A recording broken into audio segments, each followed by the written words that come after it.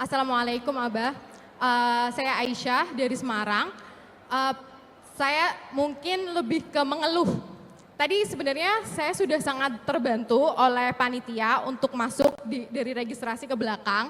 Tapi sayangnya ketika sampai di belakang itu langsung dilepas. Sedangkan banyak sekali orang dan kesulitan untuk cari tempat duduk. Bahkan untuk berdiri pun kalau saya lewat pun udah ketutupan orang-orang. Nah, sedangkan Pak Anies sendiri menyatakan bahwa perubahan untuk disabilitas yang lebih baik. Tapi dari kegiatan ini bahkan belum jadi presiden, tapi masih ada sedikit kesulitan yang dialami. Kalau tadi saya kebetulan duduk di bawah, karena nggak ada tempat dan takutnya menghadang yang di belakang. Saya nggak mau ganggu yang di belakang, jadi saya duduk di bawah. Tapi mungkin ada disabilitas lain yang ingin hadir, tapi dia nggak bisa duduk di bawah. Gitu. Jadi yang jadi pertanyaan saya, apakah yang berhak datang ke acara-acara seperti ini itu hanya yang bisa berjalan? Saya lihat ada juru bahasa isyarat di YouTube, tapi nggak ada di sini. Sedangkan Abah menggunakan bahasa isyarat untuk di debat kemarin, tadi juga disuarakan, digunakan, tapi di sini nggak ada juru bahasa isyaratnya. Nah, saya jadi mempertanyakan dan ini ketakutan saya, apakah Pak Anies sama dengan pemimpin-pemimpin lainnya yang menggunakan disabilitas hanya sebagai simbol untuk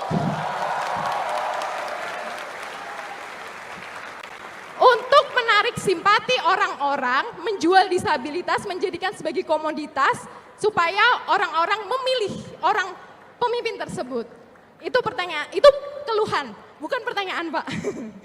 Nah, kebetulan saya baru saja menyelesaikan studi master saya di pendidikan inklusi di University of Queensland di Australia. Dan kalau saya boleh ngasih masukan dari dokumen visi dan misi Bapak, kebetulan saya sudah mempelajari dan di situ ada 7 poin untuk penyandang disabilitas. Salah satunya adalah meningkatkan jumlah sekolah inklusi dan meningkatkan kualitas sekolah SLB atau sekolah khusus. Pertanyaannya, kenapa tidak meningkatkan kualitas sekolah inklusi? Jadi itu sebenarnya menambah jumlah sekolah inklusi itu sama saja dengan proyek 5 tahun lalu dan itu sudah meningkat drastis. Tapi selama ini dari Kemendikbud tidak pernah memonitor dan mengevaluasi kualitas dari sekolah inklusi yang ada. Jadi problemnya adalah anak berkebutuhan khusus yang penting masuk ke sekolah inklusi, tapi tidak diperhatikan apakah mereka mendapatkan kebutuhannya, apakah mereka tidak diskriminasi, apakah mereka bisa belajar dengan baik. Yang penting angkanya meningkat, tapi tidak tahu apakah kualitasnya bagus atau enggak. Nah, harapannya ke depan Kemendikbud menjadikan itu sebagai prioritas utama juga, karena sebenarnya sekolah inklusi dan sekolah khusus itu kan antitesis. Kalau kita memang mau mengarah ke arah inklusi, jadi kita semakin mengurangi sekolah khususnya dan menyediakan lebih banyak anggaran untuk mensupport aksesibilitas di sekolah inklusi. Ya. Oke, cukup ya Mbak. Terima kasih. Silakan. Saya mohon maaf kalau ada yang menyakitkan.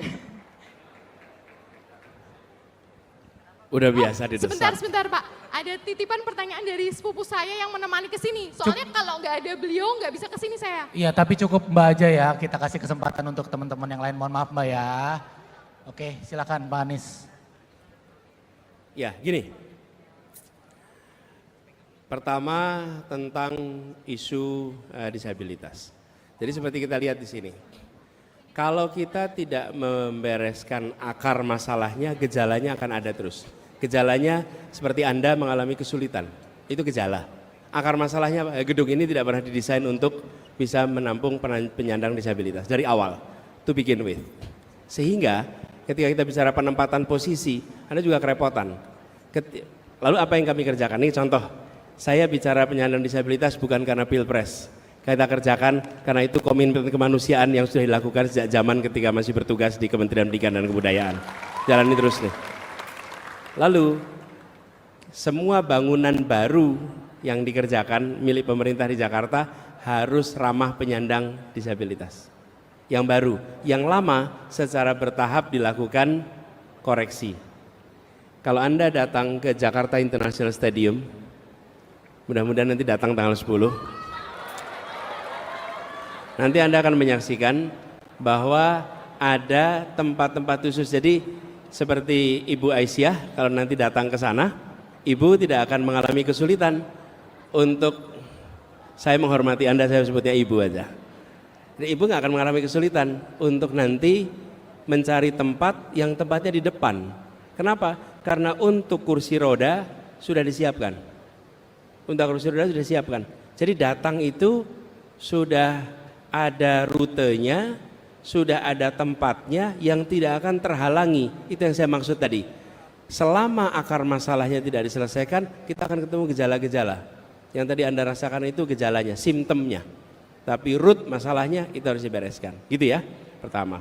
Kemudian mengenai apakah ini isu disabilitas, itu sebagai bahan kampanye isu disabilitas seperti saya sampaikan. Bukan hanya disabilitas, 4 nih. Saya nggak selalu mengatakan disabilitas saja. Setiap kali saya bicara perempuan, saya tambahkan 3. Setiap kali bicara disabilitas, saya tambahkan 3. Kenapa? Karena saya merasakan ketika mengelola sebuah kawasan, mengelola sebuah masyarakat, bila 4 kelompok masyarakat rentan ini tertangani dengan baik, maka yang lainnya tertangani. Yang saya ulang lagi, lansia, anak-anak, disabilitas, dan perempuan. Ini 4 ini. Jadi bukan persoalan hanya disabilitas saja. Mudah-mudahan itu akan bisa membantu untuk memahami. Dan nantinya, teman-teman sekalian, semua yang sifatnya rekaman begini bisa ditagih.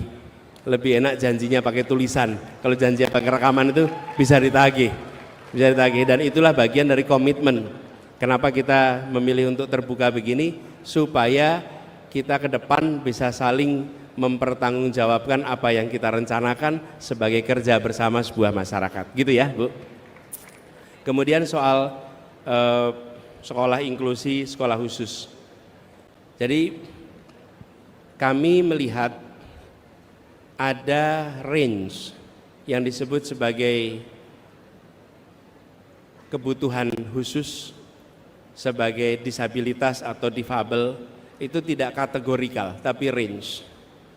Karena itu range, maka ada yang bisa diselesaikan dengan model mainstream, ada yang ternyata dalam kenyataannya tidak bisa diselesaikan pakai mainstreaming. Mainstreaming itu sekolah inklusi.